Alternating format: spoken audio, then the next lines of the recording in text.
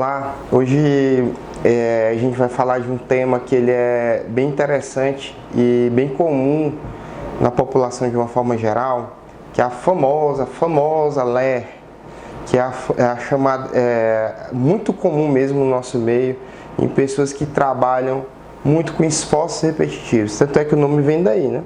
Que é lesão de esforço repetitivo. Que hoje em dia mudou inclusive a nomenclatura, que se chama hoje DORT, que é doença ocupacional relacionada ao trabalho. Então, por que essa doença ela é tão comum e acomete tanta gente? Porque, como o próprio nome diz, ela é relacionada ao trabalho e nós temos muita gente que trabalha, que eu costumo chamar de atletas das mãos, que na verdade eles são pessoas que fazem muito esforço manual, às vezes com grandes cargas, ou às vezes nem com grandes cargas, mas sempre com muita repetição e de uma forma inadequada. Eu costumo dizer para o paciente que me procura no consultório que a LER ela é uma patologia que sempre vai acompanhar ele, a depender do estilo de vida. Como assim? Como que eu quero dizer com isso? A LER ela é uma doença que ela surge tanto por um esforço repetitivo, um esforço com grande carga, e associando a isso aí a uma propensão que o próprio paciente tem de ter a LER. Eu costumo comparar para o paciente dizendo assim: olha, imagina que eu fosse negro. Se eu fosse negro e eu fosse para o sol, por exemplo, eu tenho uma chance bem menor de pegar um câncer de pele do que uma pessoa mais albina, mais branca. Então, você percebe que existem pessoas que têm tendências diferentes a doenças diferentes. Então, quem tem um histórico familiar maior para lesões de esforço repetitivo, as famosas tendinites, que tanto acometem a população, logicamente você tem uma genética mais favorável a desenvolver. Mas você não só precisa ter genética, tem gente que tem genética e não tem a doença, não desenvolve. Na verdade, ela tem que ter um esforço repetitivo associado. Certo? Ok. Como é que se faz um diagnóstico correto de uma lesão de esforço repetitivo? Normalmente o paciente ele apresenta muita dor, que essa dor ela pode ser irradiada normalmente com o antebraço, podendo chegar até o cotovelo, mas não necessariamente nesse local inteiro, pode ser somente um ponto localizado, e ela sempre vem acompanhada e desenvolvida associada com esforço repetitivo.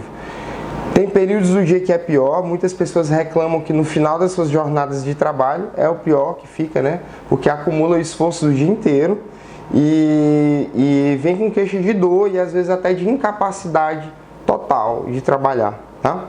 Eu costumo dizer que a primeira inflamação ela é mais difícil de ocorrer porque você demora muito tempo para fabricar uma inflamação de um porte grande o suficiente que te incomode. Mas a partir da primeira fica muito mais fácil. É como se você já tivesse feito aquela via, você acostumou o teu metabolismo a inflamar. Então fica muito mais fácil de você ter uma segunda inflamação, mesmo que o esforço não seja tão grande, às vezes nem é compatível o tamanho da tua inflamação com o tamanho do esforço que você fez, porque você já cronificou uma tendinite. Então eu digo que a tendinite, o ideal é a gente tratar antes de cronificar. E voltando ao assunto, como é que diagnostica? Eu normalmente diagnostico muito bem com a ultrassom. Ele é um exame bom para estruturas superficiais. E a gente vê nessas estruturas superficiais, a gente vê se ela está inflamada ou não. Um ultrassom normal, às vezes, não exclui uma lesão de esforço repetitivo, ou no caso uma tendinite. Ele simplesmente me diz que você está numa fase pré-tendinite, que você está numa fase de esforço tendíneo muito grande, mas que ainda não desenvolveu uma tendinite, o que me enquadra em um protocolo de fisioterapia específico para isso, para esforço repetitivo, tá certo? E o tratamento basicamente é condicionamento físico. Assim como eu pego um atleta e eu tenho que condicionar ele para o esporte que ele faz, o esporte é digitação, por exemplo. Eu tenho que condicionar a pessoa. Primeiro, teclado. Você tem o pad do teclado, ao invés de eu usar essa postura de digitação e passar o dia inteiro digitando, eu colocando o pad, eu já mudo automaticamente a minha pegada. Então eu já livro muitas tensões dos tendões flexores, por exemplo. A mesma coisa o pad do mouse. Tem que ter o pad para pessoas que trabalham sempre com muito esforço repetitivo. Isso se chama ergonomia, é você adaptar um ambiente de trabalho a depender do que a pessoa exerce de profissão. E o tratamento basicamente ele baseia-se num tripé bem fixo, repouso, fisioterapia, medicação. Repouso para as pessoas porque se ela é uma doença relacionada ao trabalho, quanto mais repouso melhor. Fisioterapia, porque a gente tem que fazer uma primeira fase de analgesia para diminuir a inflamação e daí eu associo a medicação. E também uma fisioterapia para condicionar, para você fortalecer e alongar esses tendões para preparar você para a função que você vai desenvolver. Doutor, pergunta que me fazem, doutor, existe cirurgia para tendinite? Existe. Existem tendinites específicas, como por exemplo uma tendinite que chama tendinite de Kervane, que ela é muito associada com grávidas e ela dá normalmente nesse local aqui do punho. E ela é muito específica. Então às vezes a gente precisa liberar, ou seja, soltar mais esse tendão. Mas são casos específicos, a grande maioria das tendinites elas são tratadas de forma conservadora.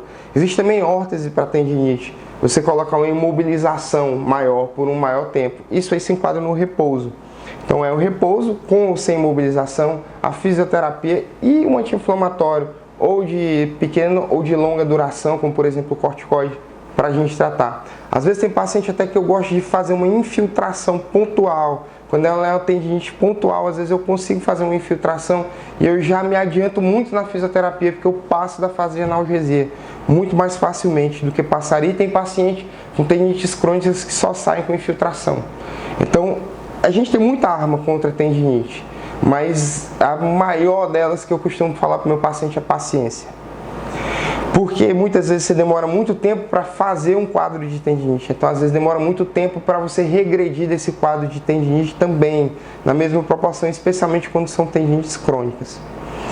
E basicamente é isso. Existem associações com outras doenças, como por exemplo a síndrome do túnel do carpo. Ele também pode ser associado com tendinite. Dedo em gatilho também pode ser associado com tendinite. Mas isso aí já são cenas do próximo capítulo. Obrigado, gente. E nós atendemos aqui na clínica Multimagem. Se você quiser um agendamento, você pode também fazer um agendamento via internet ou pelo telefone, fica a seu critério. E se você quiser uma avaliação melhor para saber qual tipo de tratamento seria o ideal para o teu caso, o ideal realmente é fazer uma avaliação, principalmente com um cirurgião de mão, porque é uma patologia bem específica, ela é muito cheia de detalhes. É imprescindível um atendimento correto, com um profissional correto, para a gente poder fazer a terapêutica correta e aí sim chegar no tratamento. Obrigado.